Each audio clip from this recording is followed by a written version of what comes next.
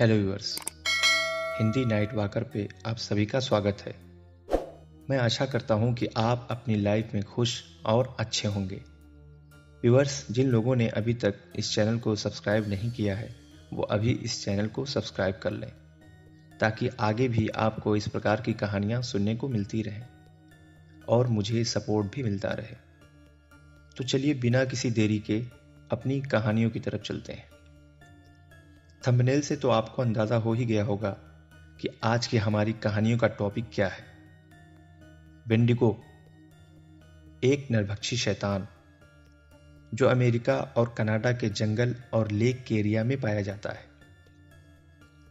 इसके बारे में मुझे कुछ ज्यादा बताने की जरूरत नहीं है, पर फिर भी जो लोग इस शैतान के बारे में नहीं जानते उनके लिए बस थोड़ी सी व्याख्या करते हुए आगे बढ़ते हैं।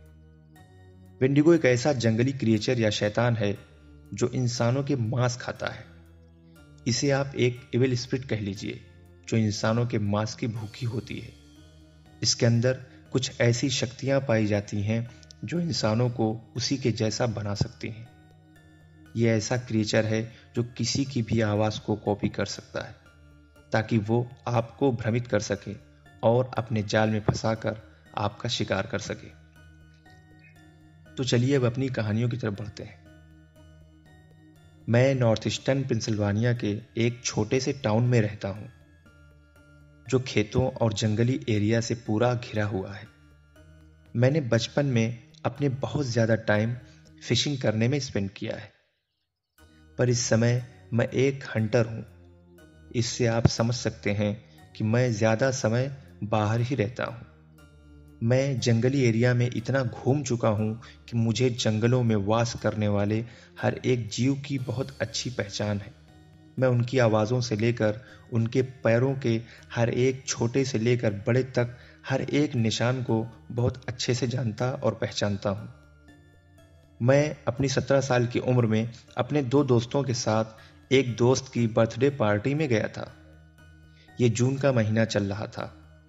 हम सब दोस्त उन दिनों खूब एंजॉय कर रहे थे। साथ में घूमना, टहलना, खाना पीना सब कुछ एक साथ होता था।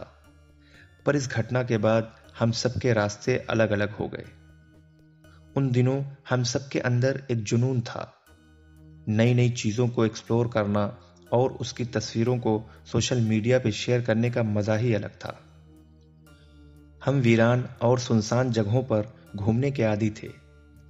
हम ऐसी जगह ढूंढते थे जहां पर कभी कोई इंसानी कदम न पड़ा हो। ऐसी जगहों को एक्सप्लोर करने में हमें बहुत मजा आता था। जंगल में करीबन 3 मील के फासले पर एक लावारिस कान थी। हम लोग उसे एक्सप्लोर करने के लिए बहुत एक्साइटेड थे। एडन, जिसके घर पर हम सब ठहरे हुए थे, उसने अपने डैड से कहा कि हम लोग जंगल में घूमने के लिए जा रहे हैं। उसने अपने डैड से झूठ बोला, जबकि हम लोगों का इरादा कुछ और था। उसके डैड ने कहा, ठीक है जाओ, पर ज्यादा दूर मत जाना, इसलिए कि यहां कुछ दिनों पहले पहाड़ी शेरों के देखे जाने के बारे में लोग बातें कर रहे थे। पर कुछ लोग ये भी कहते हैं कि वो पेंसिल्वानिया में नहीं पाए जाते। पर मैंने इन जंगलों में कुछ विचित्र जानवर देखे हैं जिसको मैंने सिर्फ अपने ही तक सीमित रखा है। हम लोगों ने उसके डैड की बात सुनी और तैयार होकर अपने फोन और कुछ जरूरी सामान साथ लिए। हमने अपने साथ कुछ वेपन भी रख लिए थे। तेज धार चाकू हमारे पास कई थे। उनमें से कुछ लेकर हमने बैग पैक किया और हंसी मजाक करते हुए जंगल की तरफ निकल गए। क्लिंटन हमारे इस ग्रुप में सबसे छोटा था। वो मेरे साथ कुछ ज्यादा ही फ्री था। हम अपने निर्धारित रास्ते को तय करते हुए आगे बढ़ रहे थे। कुछ समय बाद हमने उस फासले को तय कर लिया और वो कान का दरवाजा हमारी आंखों के सामने था। हम सब उसके अंदर जाने के लिए बहुत एक्साइटेड थे। वहां और भी कुछ चीजें दिख रही थीं। हम उसके अंदर आ गए थे। ये कान बहुत बड़ी और पुरानी थी। वहां पर बहुत बड़ी बड़ी और लंबी सुरंगें थीं। हम लोग वहां पर कुछ ढूंढने की कोशिश कर रहे थे। फिर अचानक वहां का वातावरण बदल गया। बिल्कुल जंगल शांत लगने लगा, जैसे पूरे जंगल को सांप सूंघ गया हो। कुछ अलग टाइप का डर हमारे अंदर फील होने लगा। मैं चारों तरफ देखने लगा कि आखिर किस चीज ने इस डर को हमारे अंदर पैदा किया है।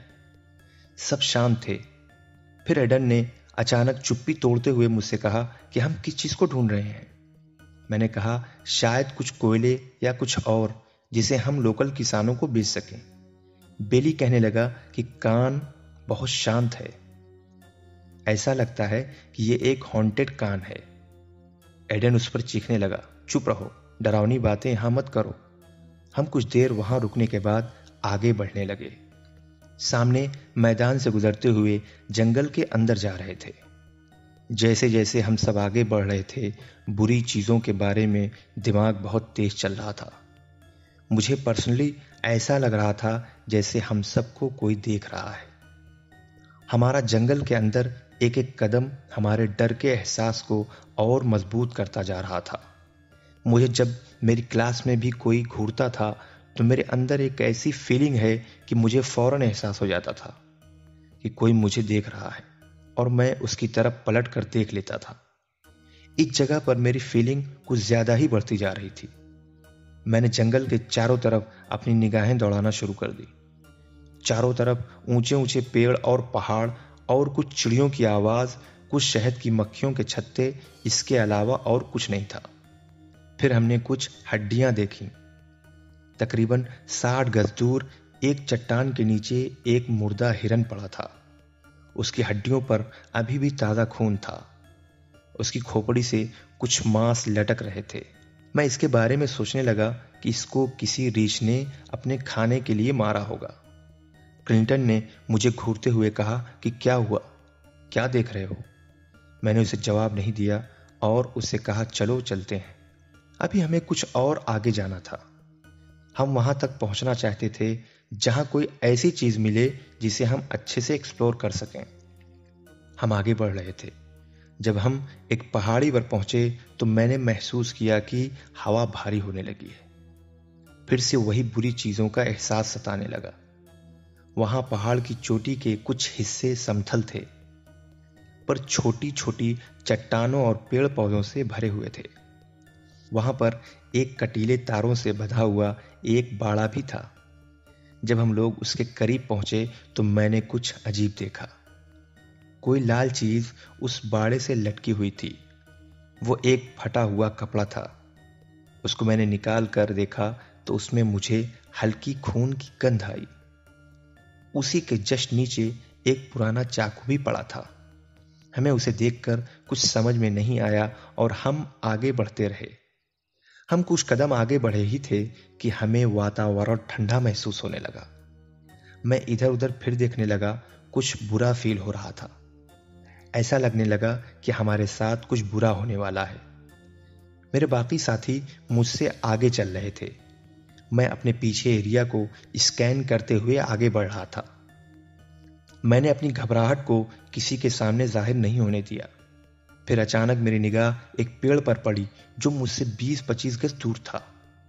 फिर मैंने उसे देखा। पेड़ के पीछे एक बड़ा और लंबा हाथ उस पेड़ के पीछे दिख रहा था। उसके पंजे साफ दिखाई दे रहे थे। बहुत मुश्किल से उसका आधा सर मैं देख पाया था।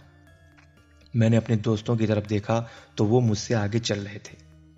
फिर पीछे मुड़ा तो वो चीज गायब हो चुकी थी। मैं भागकर दोस्तों के साथ मिल गया।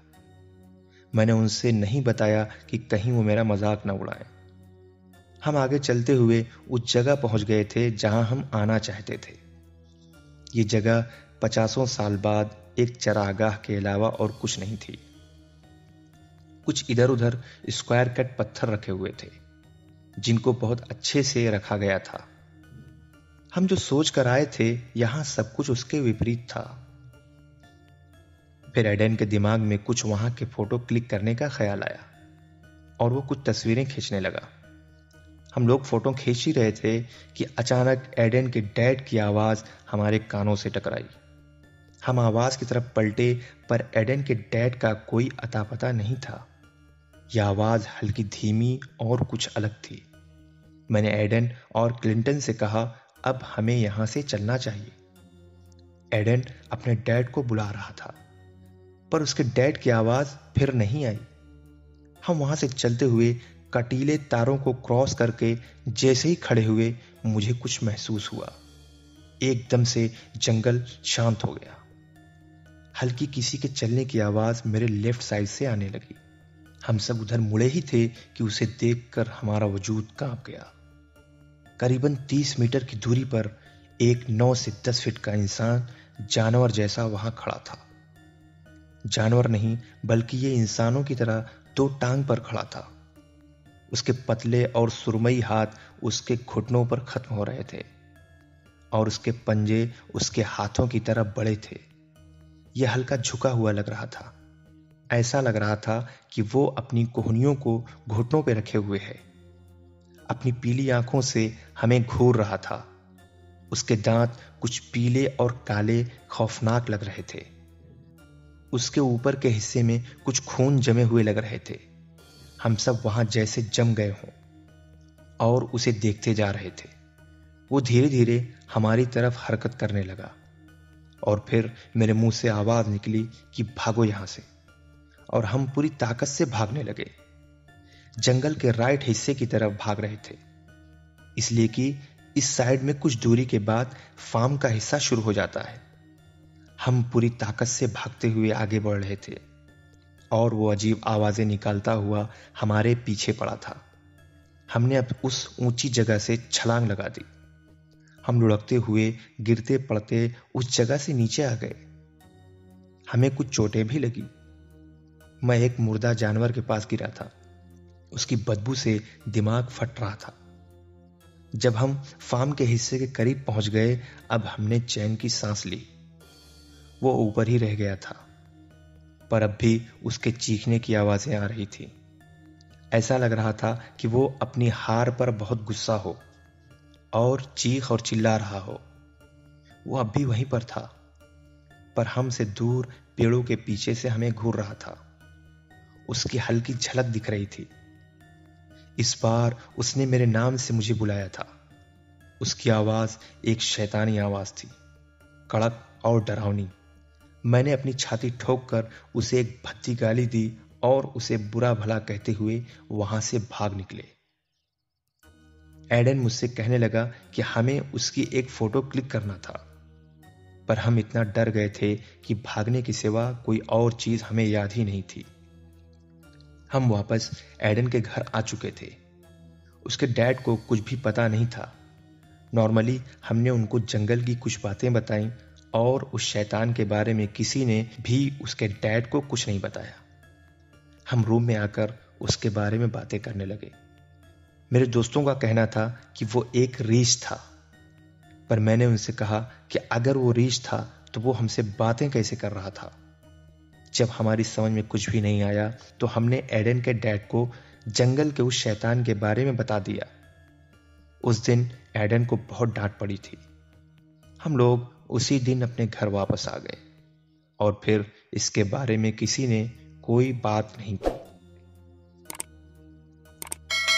व्यूअर्स, हमारी दूसरी कहानी बिगफुट के बारे में है।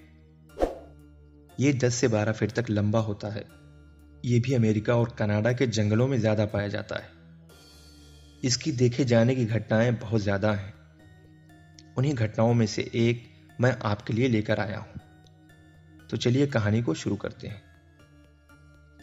साल 2008 के गर्मियों का मौसम चल रहा था। जुलाई का महीना था।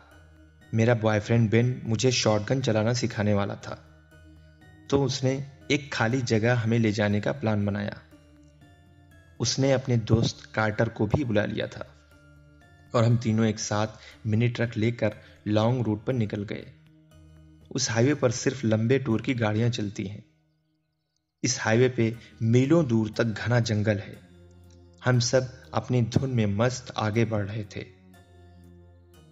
कुछ दूर जाने के बाद हमने गाड़ी जंगल के अंदर की तरफ मोड़ दी और कुछ अंदर जाकर एक कुछ साफ जगह पर हम उतरे और वहां कुछ देर घूमने फिरने के बाद मेरे बॉयफ्रेंड ने मुझे शॉटगन चलाना सिखाया। जंगल में गोलियों की आवाज काफी दूर तक जा रही थी। हमने वहां कई घंटे बिताए और उसके बाद वापसी का इरादा कर लिया और हम सब जंगल से बाहर वापस घर आने के लिए तैयार हो गए थे। पर कुछ देर चलने के बाद हम रास्ता भटक गए। हाईवे पर जाने के लिए बहुत से रास्ते थे, पर हमें उतनी जानकारी नहीं थी। हम तीनों एक ऊंची पहाड़ी पर चढ़कर हाईवे के डायरेक्शन को देखने लगे और हाईवे पहाड़ी से साफ दिखाई दे रहा था। देखने के बाद हम अपना ट्रक लेकर हाईवे की तरफ आने लगे। शाम हो चुकी थी और हम धीरे धीरे हाईवे पे आ गए थे और वापस अपने घर की तरफ चल रहे थे। करीबन 8 मील चलने के बाद हाईवे एक ऐसी जगह से टर्न हुआ था जिसके लेफ्ट साइड पर ऊंचा एक पहाड़ था। नीचे से लेकर ऊपर तक खूब लंबे और घने पेड़ों से भरा हुआ था। बेन गाड़ी चला रहा था, मैं बीच में बैठी थी और फिर उसके बाद बेन का दोस्त कार्टर था। जब हमारा ट्रक उस टर्न से गुजरा तो मुझे 2 बड़ी और चमकती हुई आंखें दिखाई दी। तो मैंने हड़बड़ाकर बेन को इशारा किया कि वो क्या चीज है। अचानक बेन ने ट्रक को रोक दिया और दरवाजा खोलकर बाहर निकल गया। बेन और कार्टर दोनों ट्रक से उतर गए। मैं ट्रक ही में थी, वो चीज हमसे काफी दूर थी। मैंने इन दोनों के साथ बहुत हंटिंग की है। मुझे भी जानवरों की साइज और उनके रिएक्शन के बारे में बहुत अच्छे से जानकारी है, बट इस समय मैं डरी हुई जम गई थी। 5 मिनट का समय वहां गुजरा था। मैं एक ग्रीनिश और चमकती हुई बड़ी आंख देख रही थी जो मैंने अपनी लाइफ में शायद कभी देखी थी। मुझे ऐसा फील हुआ कि समय थम सा गया हो। मेरा बॉयफ्रेंड इतना डर गया था कि अपनी गन में बुलेट भी नहीं डाल पा रहा था। उसके हाथ बहुत तेज कांप रहे थे। वो गन सही पकड़ भी नहीं पा रहा था। अचानक बेन गेट की तरफ से आया और मुझे आवाज दी।